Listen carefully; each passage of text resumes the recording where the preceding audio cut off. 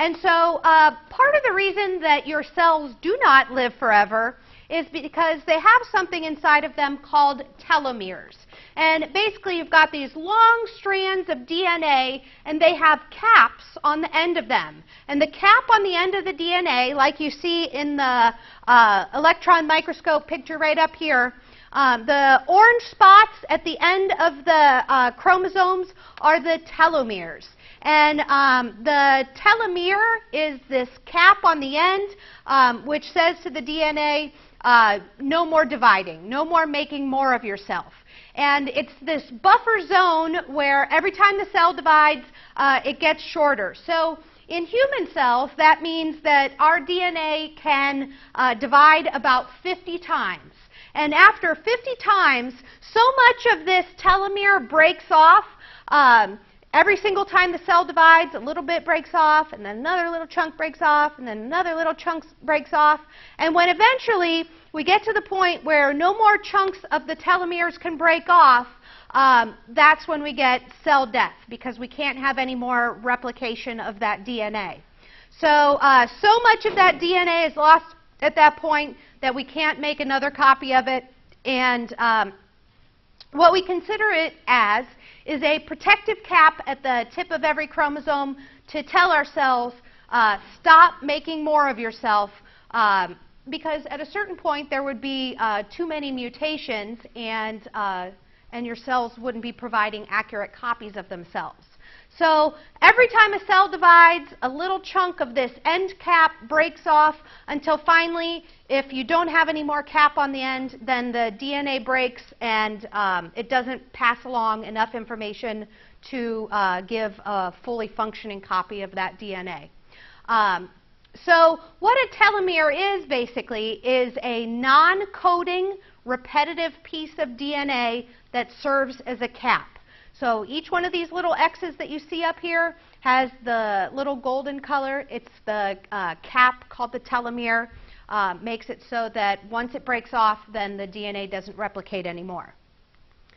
So there's a disease that is very interesting. If you've ever heard of this disease called progeria, progeria is a disease where children age very rapidly.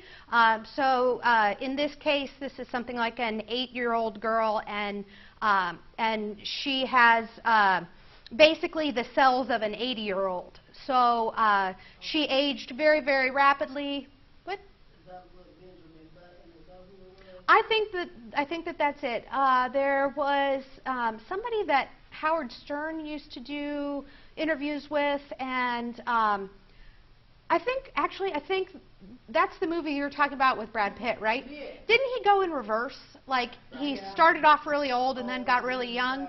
This is where they age so quickly, like a 2-year-old is like a 60-year-old, and then they get, they can rarely live to be past 13 because their telomeres are so shortened that it's like their cells age very rapidly, and they get all the same diseases that people get when they're in their final years of life and rarely live to be past 13.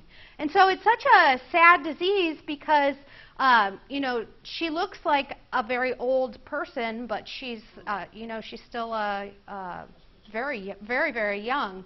And there's lots of interesting information out there about why that happens, and I just think it's something that's so sad. It's similar to what you would consider cancer cells to be. Cancer cells are considered to be cells which have forgotten how to die. So basically that keep replicating even when they should be shut off, even when they should be done, and then cause tumors, and tumors which can suck so much energy and so much resources from the cells that they then take over the body and can cause death in the individual.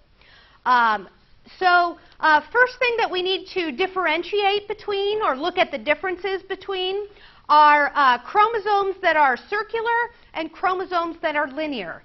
If we are looking at chromosomes that are circular, those will be our chromosomes that are inside of bacteria.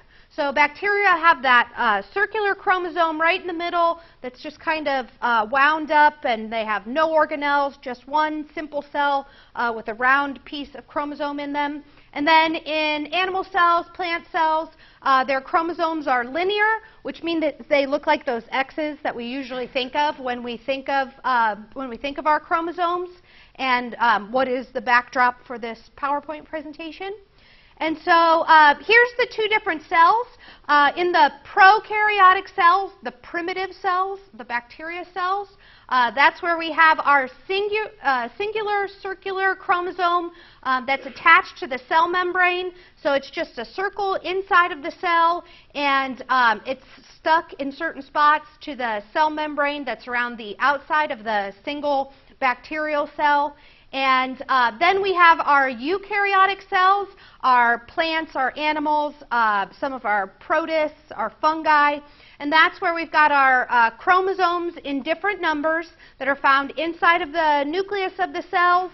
And they are in those distinguished X's. And they've got what's called histones. And those are the end parts of the pieces of DNA that are the chromosomes. When they're inside of the cell, they just kind of look like linear pieces of DNA hanging out inside of the cell. It's not until they actually get ready to separate into two individual copies that they begin to line up like those X's that we think of. So prokaryotic cells, when they're making more of themselves, are dividing by what's called binary fission. So basically, binary, you see the word bi and you think two.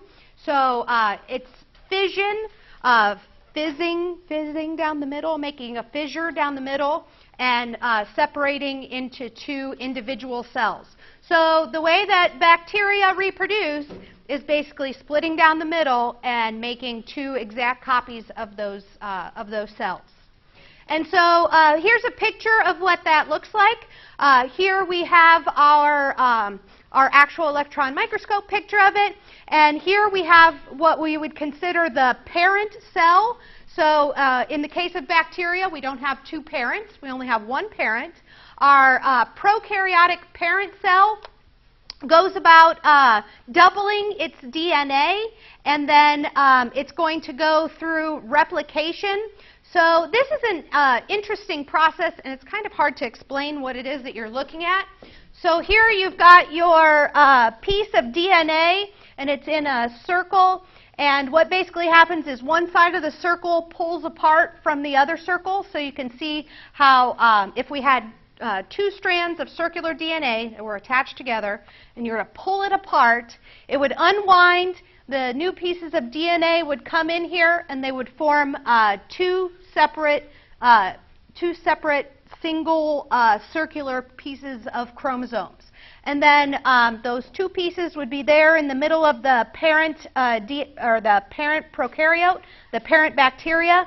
The cell would begin to elongate, so the bacteria becomes longer. He pinches off. Like I'm assigning that he's got a gender. So the bacteria pinches off here in the middle. One of the circular pieces of DNA goes in this direction. The other goes in this direction.